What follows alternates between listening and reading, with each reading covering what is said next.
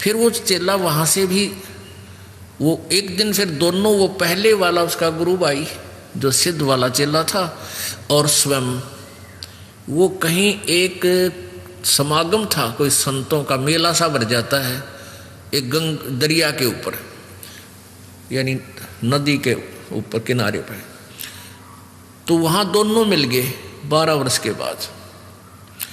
कुशल मंगल हुई तो उस सिद्ध के चेला जो सिद्ध वाली ही साधनाएं कर रहा था, उसने उस तत्वदर्शी कबीर पंथी संत का शिष्य होने वाले अपने गुरु भाई से, अपने मित्र से पूछा कि भी तूने क्या कमाई की 12 वर्ष में।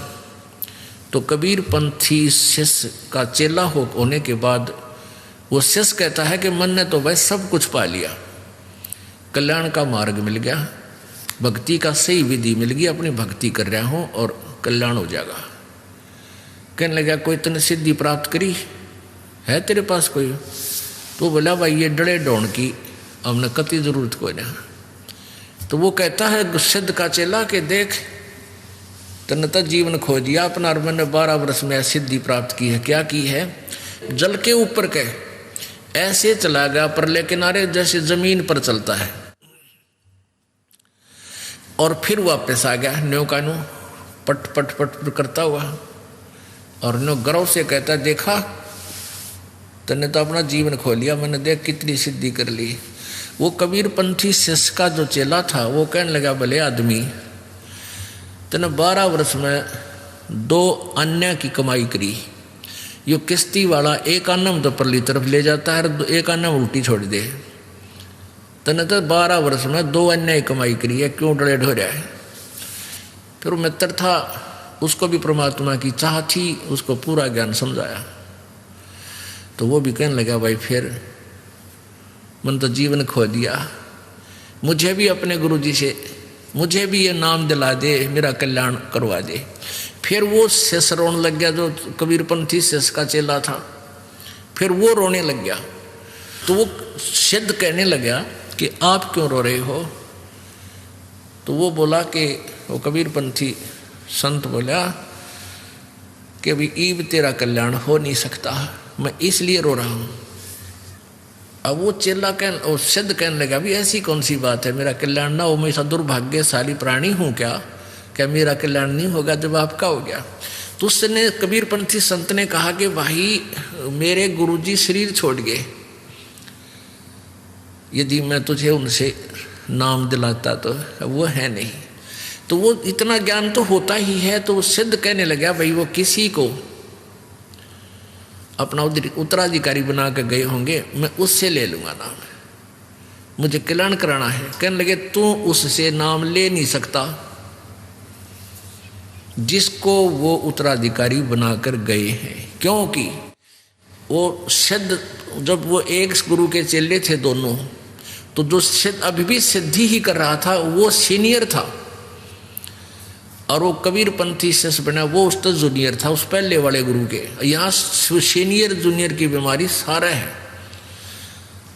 तो इसलिए उसने नो सोचा कि यो सीनियर है मेरे तर मन ने मेरे पास यू नाम ले नहीं सकता, और ले लेगा तो यू कर नहीं सकता, क्योंकि इसके मन में यू काटा खटकेगा कि तुम मेरे पथ बाद का लगा हुआ है, इसलिए रो रहा था।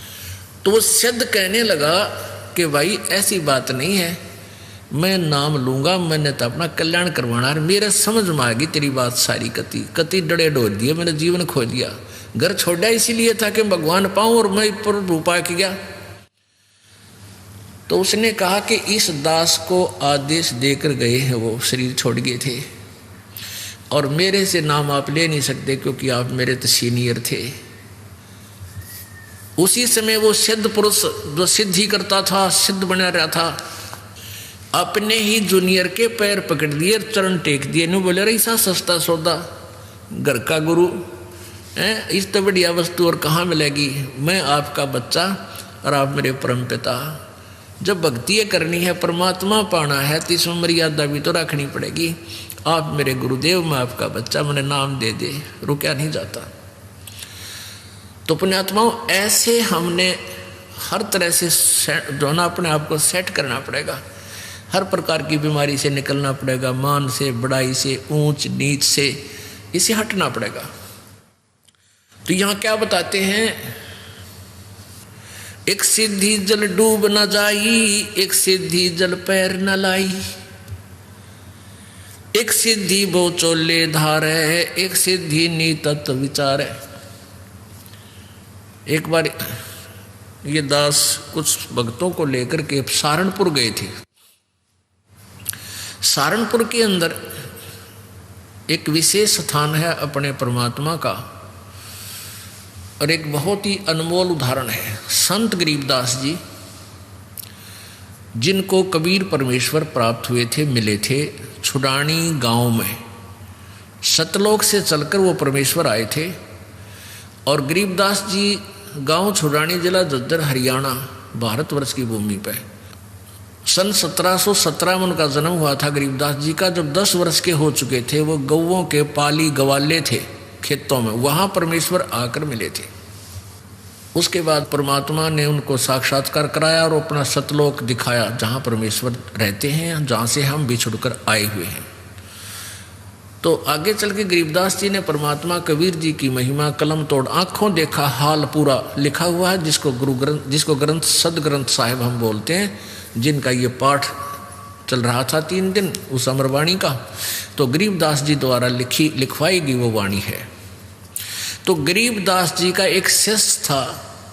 गरीबदास जी कहीं सत्संग करने जा रहे थे, और वहाँ एक सहारनपुर का भूमड़ नाम का एक सैनी था, सैनी जाति से एक भूमड़ सैनी नाम का एक भक्त सहारनपुर का कहीं अपनी रिश्तेदारी में गया हुआ था। वहाँ गरीबदास जी सत्संग कर रहे थे। उस पुण्यात्मा ने सत्संग सुन लिया और गरीबदास जी से उपदेश ले लिया। फिर वो छुड़ानी जाने लग गए, जहाँ गरीबदास जी प्रत्येक पूर्णमासी को सत्संग किया करते थे। अब वो धीरे धीरे इतने प्रभावित हो गए वो भूमड़ भक्त सैनी के प्रतिदिन न प्रति महीना सहारनपुर से चलकर छुड़ानी आने लग गए। पहले तो धीरे धीरे ज्ञान होता है, फिर इतनी श्रद्धा बन गई कि सहारनपुर से चलकर गांव छुड़ानी, जिला झज्जर में वो प्रत्येक महीना आते। पहले ना तो कोई कन्वेंस थी, ना कोई रास्ते थे, पैदल आना सहारनपुर से चलकर। सहारनपुर से मेरे ख्याल में झज्जर छुड़ानी गांव 100 किलोमीटर से 150-200 किलोमीटर के आसपास है। अब वहाँ से पैदल चलना, और पहले वर्षा के दिनों में ये जैसे बीच में दरियाएं बहा करती थी, उन पर कोई पुल भी नहीं था, वो आते थे। वो ऐसे पिछले 1 वर्ष से ऐसा उसने प्रक्रिया कर ली। अब गरीबदास जी ने कहा, बेटा ऐसे दुख ना पाया कर, तू 1 महीना छोड़ कर आ जाया कर। नहीं बोला, गुरुजी मेरे पर डटा नहीं जाता, मुझसे रुका नहीं जाता। तो गरीबदास जी बोले, कोई बात ना, ले बेटा तेरी मौज है। अब क्या हुआ कि गरीबदास जी ने भादुआ सुदी दूज को शरीर छोड़ना था। उससे पहले उस भगत से कह दिया, बेटा अब तू यहां मत आना, ये मेरा ऑर्डर है, आज के बाद यहां नहीं आएगा। अब भूमड़ रोने लग गया, भूमड़ भगत रोने लग गया। काफी रोता रहा कि गुरुजी ने भाई बड़ा आदेश दिया, क्या बात है, मेरे से कोई त्रुटि बन गई, कोई गलती होगी मेरे से। परमात्मा गरीबदास जी बोले, बेटा क्यों रो रहा है? कि जी यूँ रो रहा हूँ, मुझ दास से कोई गलती तो नहीं बन गई, आपने यहाँ न आने का, आपके दर्शन ना करने का आदेश दे दिया। परमात्मा ने कहा, गरीबदास जी ने कहा कि दर्शन ना करने का आदेश नहीं दिया मैंने, यहाँ न आने का आदेश दिया है। मैं तेरे पास वहीं आऊँगा बेटा। बालक मैंने शादी कर दी, 4 लड़के थे, 2 लड़की गरीबदास जी के पास संतान थी। लड़कियों ने शादी नहीं करवाई, ब्याह नहीं करवाया था, वो आजीवन ब्रह्मचारी रही थी अपनी भक्ति की। 4 बच्चों का ब्याह कर दिया। अब मैं फ्री हूँ बेटा, वहाँ आऊँगा तेरे पास, और तेरा बाग है बताते हैं वहाँ। अच्छा हाँ जी, आपकी दया है, आपकी कृपा से ही तो सब कुछ हो रहा है।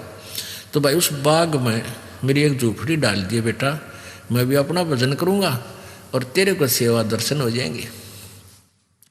तो बड़ा खुश होया और वापस चला गया। अब इंतजार कर रहा है, गुरुजी आए नहीं। उधर क्या हुआ, गरीबदास जी ने वो शरीर छोड़ दिया भादुआ सुदी दूज को सन 1778 में। तो 6 महीने हो गए। भूमड़ वहाँ रोए जैसे धर्मदास जी रोया करते तरफ में। और इतना बुरा हाल हो गया, हे भगवान क्या हो गया। और उधर से उसका बाग सूख गया। बाग कति सारे में कीड़ा लाग के कति सारा सूख गया। उसने सोची भाई मेरे भगवत जरूर अवश्य गलती बनी है जब गुरुदेव ने मुझे वहाँ दर्शन करने की मनाही कर दी। अरे इधर से यहाँ मेरा बाग सूख गया। अपने आप को कोस रहा है, अपने अवगुणों को ढूंढ रहा है। मैंने कौन सी गलती ऐसी कर दी जो गुरु जी रूस के मेरे थे। तो 6 महीने रोता रहा। बसंत पंचमी के दिन गरीबदास जी भादुआ में शरीर छोड़कर बसंत पंचमी के दिन उसी शरीर में 61 साल की आयु के शरीर में, और वह भूमड़ के घर पर जाकर सच्चाई बोल दी। अब भूमड़ चरणों में पड़कर खूब रोया। है भगवान, मन तने सोच ली थी कि मेरे से कोई गलती बन गई गुरुदेव, आप रुष्ट हो गया, पाए कोई ना। गरीबदास जी बोले भाई कोई बात ना बेटा, थोड़ा सा लेट हो गया, मैंने काम हो गया था। और भाई मेरा जो ना उस बाग में झूपड़ी डाल दे, जो तेरे बाग है ना, या घर में तो मैं नहीं रह पाऊंगा, वहाँ के एकांत में भगत भजन कराया करूँगा। तो भूमड़ बोला महाराज जी वहाँ तो बाग तो सूख गया। गरीबदास जी बोले सूखे बाग में झोपड़ी डाल दे मेरी, कोई बात नहीं। अब गुरु जी की आज्ञा पा के उसने वहाँ एक झोपड़ी एक हट बना दी फूस फास डाल के। अब ते पाछे वो सारा बाग हरा भरा हो गया। गरीबदास जी वहाँ बैठते ही सारा नगर देखने आया, वो पूरा शहर देख, छोटा गांव था जब ये शहर बरवाड़ा जितना, सहारनपुर, यानी 200 वर्ष पहले की बात है। तो सारा गांव नगर देखना आया और बहुत से उस चमत्कार से भाई भूमड़ कहे मेरे ये गुरुजी हैं जिनकी मैं रोज महिमा गाया करता था, ये बड़े सिद्धि युक्त हैं, बड़े पहुँचे हुए महात्मा हैं।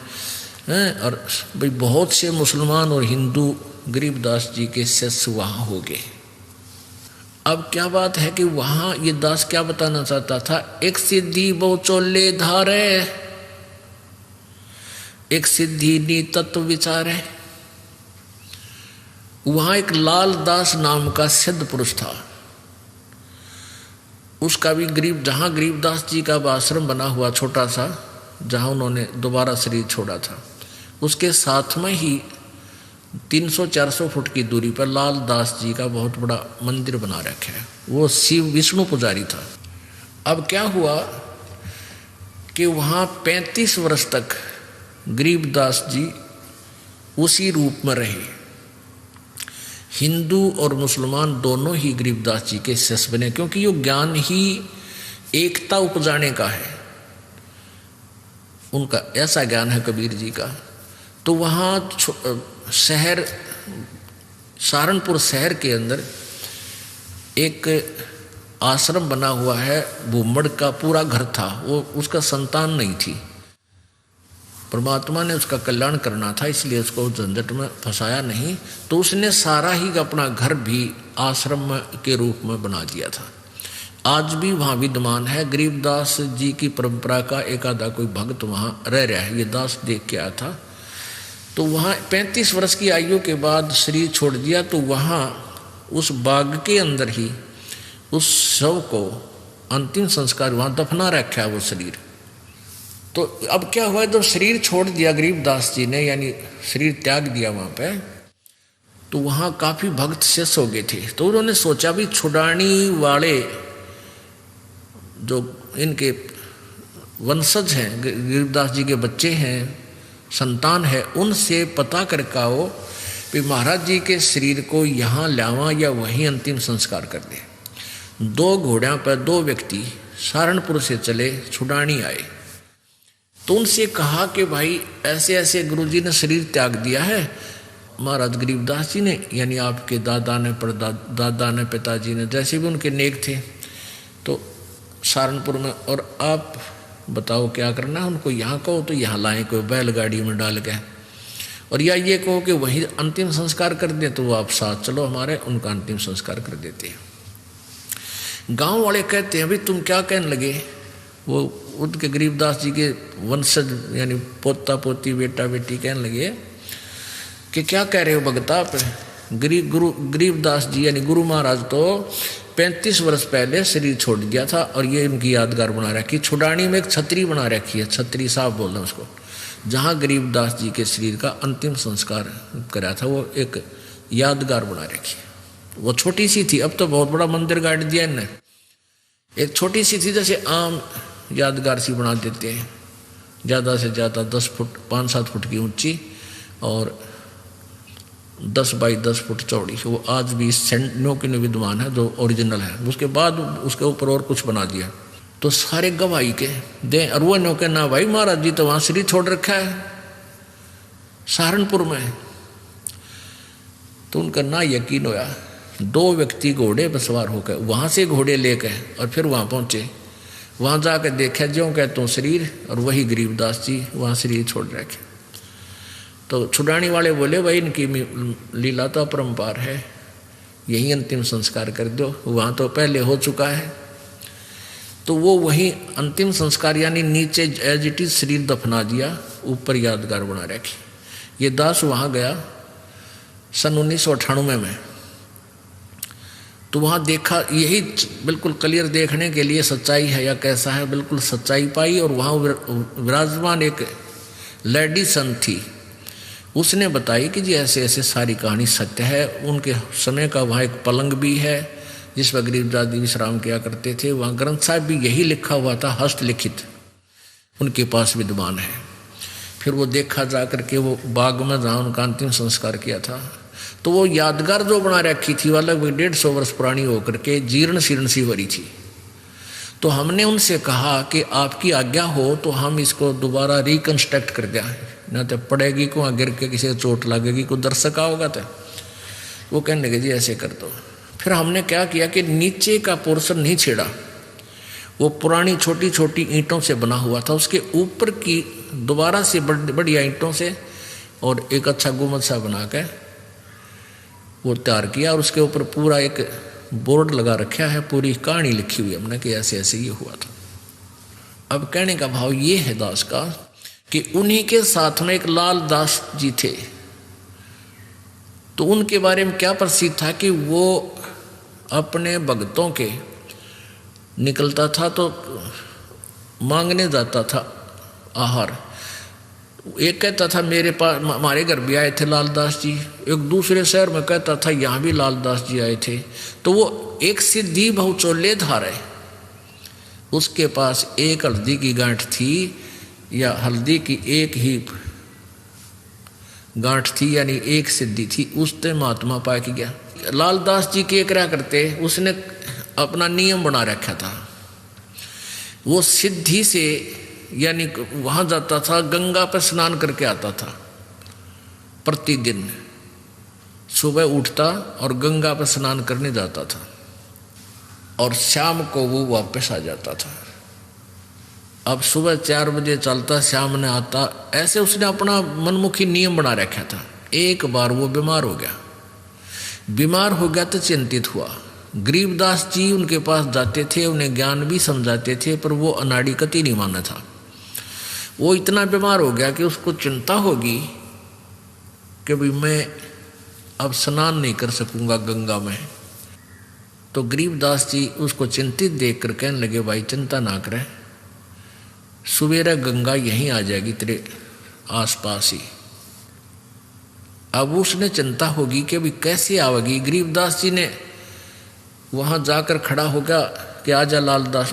जहाँ लालदास जी का वो आश्रम है उससे 100 फुट की दूरी पर वह अब भी गंगा बह रही है, छोटी सी नाला सा है, उसको गंगा जैसा ही जल है उसमें। तो गरीबदास जी ने ऐसे इशारा कर दिया, थोड़ी सी दूरी से नीचे से अपने आप एक झरना सा फूटा और पानी बहने लग गया। अब लालदास जी सोचने लगे कि भाई क्या पता यो वही गंगा है या दूसरी। वो नहा तो लिया उस दिन, क्यों उसका तो प्रण नहा ले, फिर उसको चिंता होगी, उसको चिंता होगी कि गरीबदास ने मुझे बहका दिया हो और नहाने के लिए अपनी सिद्धि तो यहीं से गोजल निकाल दिया हो। एक उसका चेला था लालदास जी का, वो गंगा पर स्नान करके आया था उस दिन, और उसकी धोती रह गई उधर, एक लोटा उस गंगा में बह गया, उस ओरिजिनल गंगा में हरिद्वार में। तो वो वहाँ आया, वो कहने लगा, गरीबदास जी बैठे, लालदास जी बैठे थे। लालदास बोला, रहा कई दिन में आया, अगली गंगा नहान गया था। अच्छा भाई, और ठीक? हाँ ठीक हूँ जी।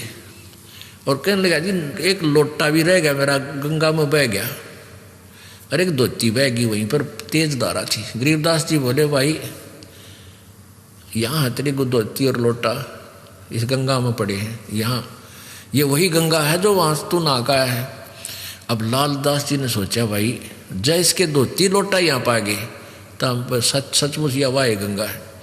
दोनों तीनों उठ कर गए, वो धोती लोटा वहीं, और लोटा धोती उड़द पुड़द होकर वहीं पड़े, उन पैर साथ में गांठ कर, वैसे कच्चा ही गांठ था। वो लोटा उठाया, उस पर नाम था उस भगत का, नाम खुदवा रखा था उसने। ने बोला, महाराज जी तो सचमुच वाह गंगा में तो वहाँ हरिद्वार नहा का था, वहाँ खूब गुम हुए थे, ये पाए यहाँ पर। तब उस लालदास का पेटा भरा, इतना उसकी मृत्यु का निकट आ गया। मालिक की वाणी उसने संभाली कोई ना। तो पुण्यात्माओं, इस तरह हम कहाँ विचलित थे। और संत सब कूप है, केते सरिता नीरी, दादू अगम अपारे है, ये दरिया सत्य कबीरी। ईश्वरीय शक्ति से युक्त बहुत से संत आपको मिलेंगे। अब जैसे कुछ तो कुआ टाइप समझ लो, कुआ कितना इतना ही काम कर सके, आपके पीने का काम चला दे, पानी का पीने का नथिंग, और फिर इसके उससे ज़्यादा नहीं। और एक जरीता नीर, और संत सब कूप हैं, केते जरीता नीर, दादू अगम अपार है, ये दरिया सत्य कबीर। और दूसरे जरीता नीर, जरीता माने झरने से निकला हुआ छोटा मोटा नाला। और कबीर परमात्मा को दरिया समझो कि दरिया में नदी से कितना इतना पानी परियो, जल प्रयोग करो, चाहे नहर भी निकाल लो और पशु भी नहा धो लो, उसमें सिंचाई भी कर लो, तो भी जल अंत नहीं होता। यानी पूर्ण समर्थ हैं कबीर जी। और भी संत छोटी मोटी सिद्धियों से ईश्वरीय शक्ति युक्त नजर आते हैं, लेकिन वो काम चलाऊ सरकार होते हैं। एक सिद्धि पांचों तत्नीरम, एक सिद्धि जो बजर शरीरम, एक सिद्धि पीवे नहीं खाई, एक सिद्धि जो गुप्त छिपाई, एक सिद्धि जो ब्रह्मांड चलावे, एक सिद्धि सब नाद मिलावे, एता खेल खिलाड़ी खेले, सो हम हंसा पर गट बेले, 24 को ना दिल चावे, सो हंसा शब्द अतीत कहावे। अब भक्त के लक्षण बताते हैं कि इन 24 को भी कोई भक्त इच्छा नहीं करेगा। वो भक्त है, वो शब्द अतीत है, वो परमात्मा का प्यारा है, वो मोक्ष प्राप्त करेगा, इन सिद्धियों में कभी भी नहीं उलझे। प्रसिद्धि पूर्ण पटरानी, सतलोक की कहूँ निशानी। कबीर परमेश्वर के पास इन सब सिद्धियों की माँ, यानी सब सिद्धियों की जननी, पूर्ण सिद्धि, प्रसिद्धि पूर्ण पटरानी, और सतलोक की कहूँ निशानी। सतलोक सुख सागर पाया, और सतगुरु भेद कबीर लिखाया। हमारे सतगुरु कबीर परमेश्वर जी ने ही हमें इस ज्ञान को दिया। परमहंस देखो परवाना, जन कहता दास गरीब दीवाना।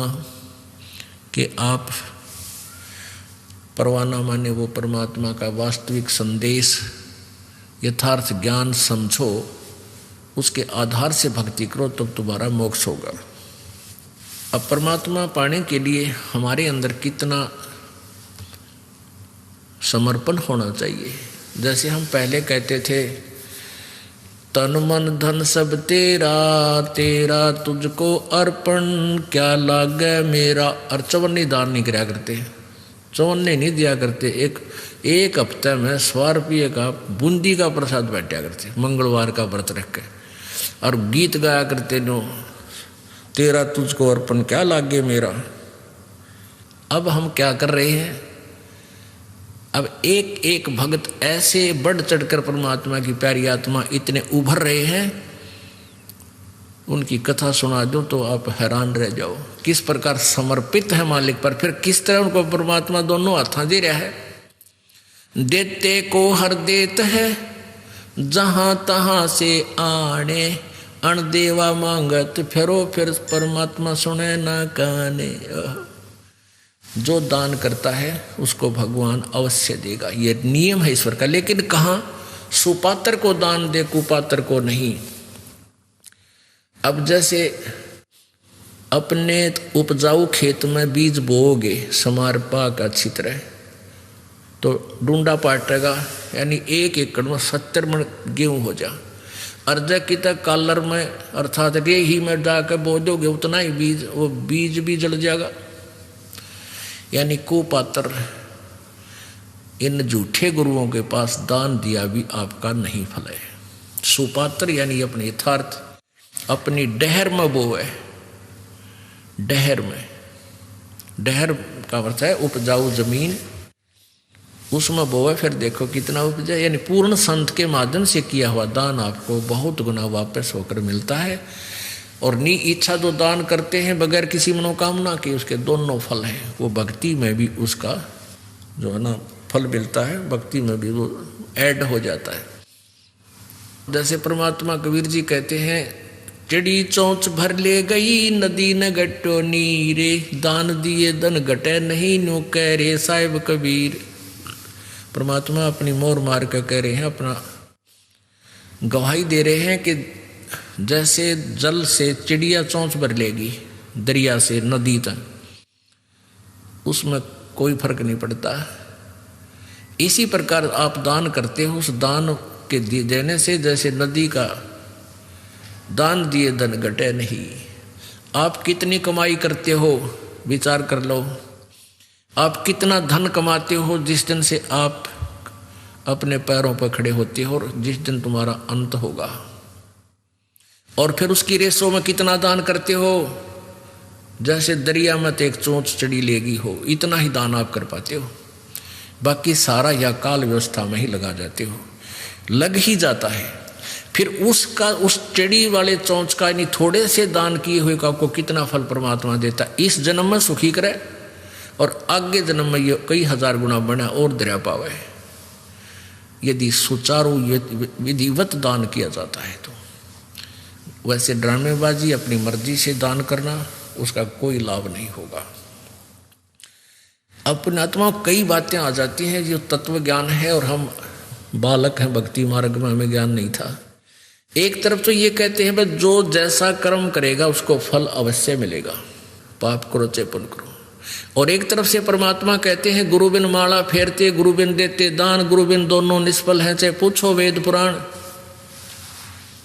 अब गुरु जी के द्वारा दान नहीं किया गया वो व्यर्थ है, निष्फल है, बेकार है, ये भी कह रहे हैं। फिर ये भी कहते हैं मन तो पावेगा अपना किया रे, भोगेगा अपना किया रे। मन तू पावेगा अपना किया रे, भोगेगा अपना किया रे। ये दोनों बात क्यों करवाई? हाँ, इसका भी एक एग्जाम्पल है। जैसे जब तक हमें संत परम नहीं मिलते तो हम दान करते थे। कोई भंडारा करता है, कोई किधर गौशाला धर्मशाला बनवा देता है, कोई प्याऊ लगवा देता है, कोई तीर्थों पर जाकर भोजन भंडारे साधु संत भक्तों को कराता है, उसका भी फल मिलता है, व्यर्थ नहीं है। और वो व्यर्थ भी है। ये दोनों बात कैसे हैं? ऐसे हैं कि जैसे किसी ने पुण्य बहुत कर दिया और परम संत मिला नहीं, झूठे गुरुओं का भी आड़ ले ली, झूठे गुरु भी बना रखे हैं, वो नकली हैं, तो वो क्या होगा कि उसका किया हुआ पुण्य उसे अवश्य मिलेगा। अगले जन्म में वो कुत्ता बन जाएगा। आपने देखा होगा कई कुत्ते, ड्राइवर तो होता मनुष्य और कुत्ता बैठा है माल्य काली का सीट पे, बैक सीट पे, और शीशे में झांकी में गन्नू देखा है बैठ के, बाढ़ मुँह काट गए, और मुनस उसका ड्राइवर है और उसका पालतू कुत्ता। और उस कुत्ते के लिए अलग से एक रूम होता है, और 2 हफ्ते में 2 बार वेटरनरी सर्जन यानी डंगरा का डॉक्टर उसकी चेकअप करके जाता है। 3 बार उसका स्नान कराया जाता है, सुबह सुबह सैर सपट्टे करा के लाता है, और बढ़िया भोजन आहार उसको मिलता है। जन साधारण मनुष्य को भी इतना अच्छी ट्रीटमेंट, इतनी सुविधा नहीं मिलती जो कि उस कुत्ते को मिली हुई है। अब उस नालायक प्राणी ने दान तो किया, और उस दान का, उस पुण्य का फल भी उसको मिल गया, पर मिला कुत्ते के रूप में। यदि वो परम संत की शरण में होता तो उसको मान ले पार ना होता तो ये सुविधा मिलती, कार भी मिलती, वेटरनरी सारी सुविधाएं मिलती, कूलर लगा हुआ उसके रूम में ये भी मिलता, और जो आज कुत्ते के रूप में मिली उसने। और मनुष्य जीवन होता तो कहीं ना उस जन्म में किता न किता परमात्मा की प्यारी आत्मा कोई संत फिर मिल जाता। अब उसने दान किया, वो किया हुआ कर्म मिला, अपना किया हुआ पा लिया, लेकिन कुत्ते के रूप में। आज तो उसने सारी सुविधा मिल गई, जो दान पुण्य किए थे भंडारे भंडूरे, और अगले जन्म में वो सूअर बनेगा। फिर क्या मिलेगा? फिर वो मिलेगा जो बता भी नहीं सकते हम, यहाँ कहते हैं विश्रम आवे, वो मिलेगा उसको खाने के लिए। तो कहने का भाव ये, परमात्मा हमें हर तरह से चौकस करना चाहते हैं कि जो तुम कर रहे हो फल वो भी मिलेगा, लेकिन वो फल यूजलेस होगा। गुरु बिन माला फेरते, गुरु बिन देते दाने, गुरु बिन दोनों निष्फल हैं, चाहे पूछो वेद पुराण। अब परम संत की शरण में आने के बाद और मोक्ष मार्ग की जो इच्छा रखते हैं उनको कितना समर्पण करना चाहिए। तन मन शीस ईस अपने पे, तन मन शीस ईस अपने पे, पहले में चोट चढ़ावे जब कोई राम भक्त गत पावे हो जी, जब कोई राम भक्त गत पावे हो जी। तन मन शीस ईस अपने पे, तन मन शीस ईस अपने पे, पहले में चोट चढ़ावे जब कोई राम भक्त गत पावे हो जी, जब कोई राम भगत गत पावे हो जी। भाई सतगुरु तिलक अजप्पा माला, युक्त जटा रखवावे, सतगुरु तिलक अजप्पा माला, युक्त जटा रखवावे। जत को पीन सत का चोला, भीतर बेख बनावे जब कोई राम भगत गत पावे हो जी, जब कोई राम भगत गत पावे हो जी। भाई लोक लाज मर्याद जगत की, तरण ज्यों तोड़े बगावे। लोक लाज मर्याद जगत की, तरण ज्यों तोड़े बगावे। कामनी कनक जहर कर जाने, तब शहर अगमपुर जावे। जब कोई राम भगत गत पावे हो जी, जब कोई राम भगत गत पावे हो जी।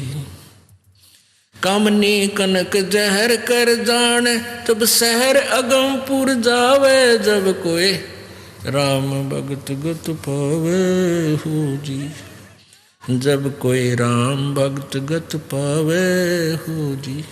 तन मन शीस ईस अपने पे, तन मन शीस ईस अपने पे, पहले में चोट चढ़ावे जब कोई राम भगत गत पावे हो जी, जब कोई राम भगत गत पावे हो जी। भाई जो पतिव्रता पति से राती, आन पुरुष ना भावे। जो पतिव्रता पति से राती आन पुरुष ना भावे, बस पीहर में सुरत प्रीतम न्यो कोई ध्यान लगावे, जब कोई राम भगत गत पावे हो जी, जब कोई राम भक्त गत पावे हो जी। भाई नंदा स्तुति मान बढ़ाई मन से मारे गिरावे, निंदा स्तुति मान बढ़ाई मन से मारे गिरावे, अष्ट सिद्धि की अटक न माने वो आगे कदम बढ़ावे, जब कोई राम भक्त गत पावे हो जी, जब कोई राम भक्त गत पावे हो जी। भाई आशा नदी उलट के डाटे अड्डा बंद लगावे, आशा नदी उलट के डाटे अड्डा बंद लगावे, बवजल खार समुंदर माही बोहर ना खोड़ मिलावे, जब कोई राम भक्त गत पावे हो जी, जब कोई राम भक्त गत पावे हो जी। भाई गगन महल गोबिंद गुमानी पलक माहे पहुँचावे, गगन महल गोबिंद गुमानी गगन माहे पहुँचावे, नितानंद माटी का मंदिर ये नूर तेज हो जावे, जब कोई राम भक्त गत पावे हो जी। अब क्या बताते हैं, देखो नित्यानंद जी ये विष्णु जी के उपासक थे, और जैसा कि आपको बताया जाता है कि खेल का मैदान है ये भगवान वाला। अब जो जिला स्तर पर खेलते हैं उनके भी नियम वही हैं, और जो इंटरनेशनल स्तर पर चले जाते हैं खिलाड़ी उनके भी मर्यादा और नियम यही होते हैं। तो ये सभी पर लागू हैं, ये इस तरह के जो क्रियाएं हैं तो सभी करेंगे तभी वो अपने इष्ट धाम को प्राप्त कर सकेंगे। पहले तो गुरु पूरा हो और फिर समर्पण हो। तन मन शीश कैसे देना होता है, सिर काट कर नहीं देना। एक गुरु के 4-5 चेले थे और उनको शिक्षा देते थे, यही सेम ही गाइड होता है, सबकी एक जैसी गाइडेंस होती है। भाई गुरु जी को की आज्ञा का पालन अवश्य करना चाहिए, तभी जो है शिष्य गुरु जी से लाभ प्राप्त कर सकता है। भाई जो गुरु बचन पे डट गे कट गे फंद 84 के, कट गे फंद 84 के। वस्तु मिली ठोड़ की ठोड़ मिट गई मन पापी की दौड़, वस्तु मिली ठोड़ की ठोड़ मिट गई मन पापी की दौड़। भरम मिटे मथुरा काशी के, भरम मिटे मथुरा काशी के।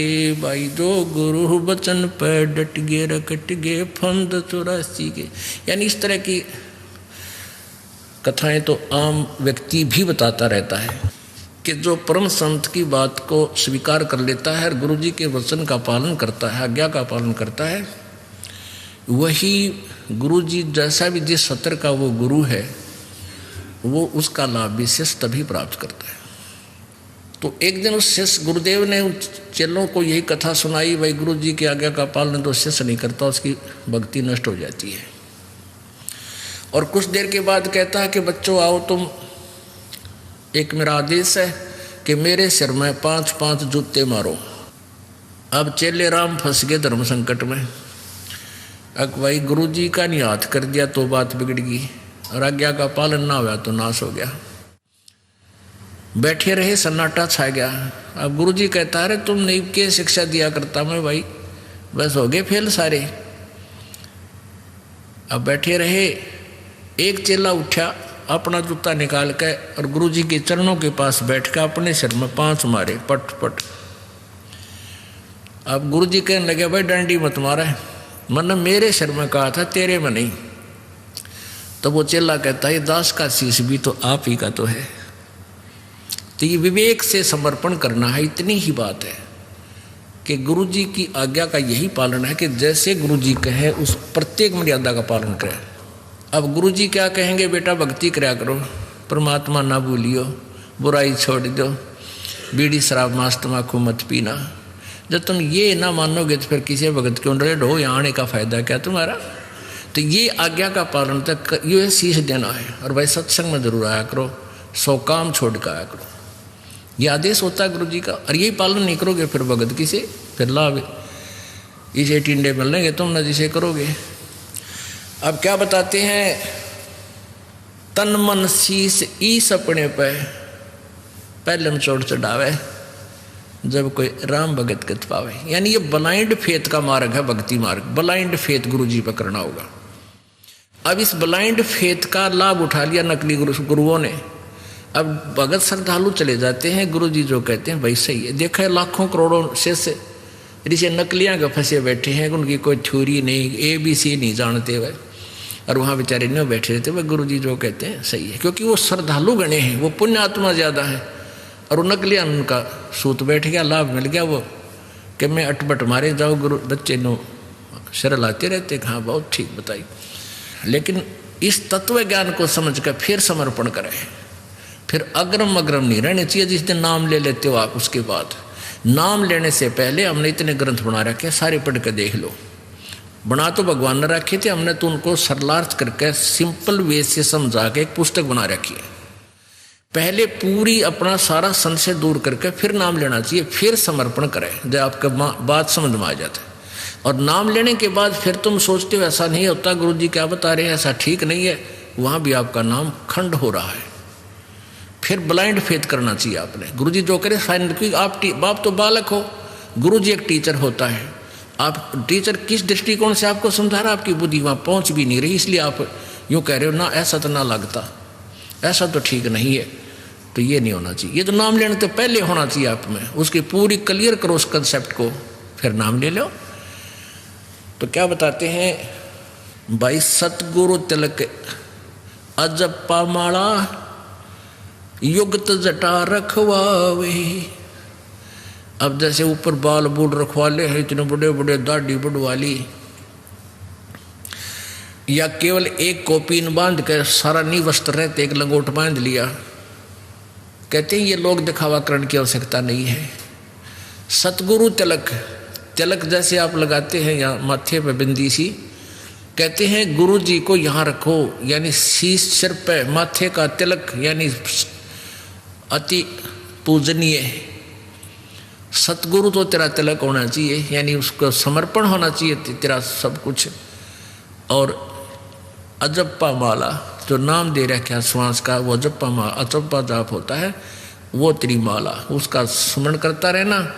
और युक्त जटा रखवावे, युक्ति जो साधन गुरु जी ने बताया है, जो विधि बताई है, वो तेरी जटा है, उसकी उसी तरह तू चल, यानी ऊपरली जटा की जरूरत नहीं। और जत को पीन, यानी एक इष्ट पर आधारित रहना। व्यभिचारिणी भक्ति मत करना, गीता जी में भी मना किया है। जो अव्यभिचारिणी भक्ति करते हैं वही उस परम पिता को प्राप्त होते हैं। व्यभिचारिणी भक्ति होती है एक इष्ट की बजाय 36 इष्ट, 36 देवताएं पूजा करे, वो व्यभिचारिणी। जैसे एक लड़की अपने पति पर आश्रित ना हो करके अन्य पुरुष गमन करती हैं, तो वो व्यभिचारिणी कहलाती है। तो कहते हैं ऐसे नहीं चलेगा, केवल एक इष्ट और एक ही गुरु, नथिंग एल्स। जो वो बताओ वही करना होगा। तो यहाँ कहते हैं जत को पीन और सत का चोला, यानी पूरा खरा रहे, बकवाद नहीं करे, मन में दोष नहीं रखे, और भीतर वेख बनावे, अंदर अंदर साधु बने, बाहर दिखावा नहीं। नम्रता आवे, शुद्धता आवे, बुराई से दूर हो, चोरी चप्पा जारी नहीं करे, झूठ नहीं बोला, ये तेरा अंदर भेख बनावे। सत्य, सत का चोला भीतर भेख बनावे। फिर क्या कमाल करते हैं, क्योंकि ये मर्यादा करनी पड़ती है। लोक लाज मर्यादा जगत की, और तरण जो तोड़ बगावे। जैसे मीराबाई ने तोड़ी एक ठाकरों के घर में जन्म होके, और रविदास जी एक शूद्र जाति के महात्मा से नाम लिया, उसने लोक लाज को डीकड़े की तरह तोड़ के फेंक दिया और वो परमात्मा पाई। लोक लाज मर्यादा जगत की, जो हमने मर्यादा बना रखी है, क्या बना रखी है, बात में जाओगा भाई, और बेबे बहन वहाँ पाटड़ा बिछावेगी और नु कहेगी भाई आड़े खड़ा और मैं तेरी पूजा करूँगी। उसका तिलक लावेगी, उसकी आरती करेगी। क्यों? एक 4 अन्य फालतू दे दे भाई, सारा रोला यूँ है।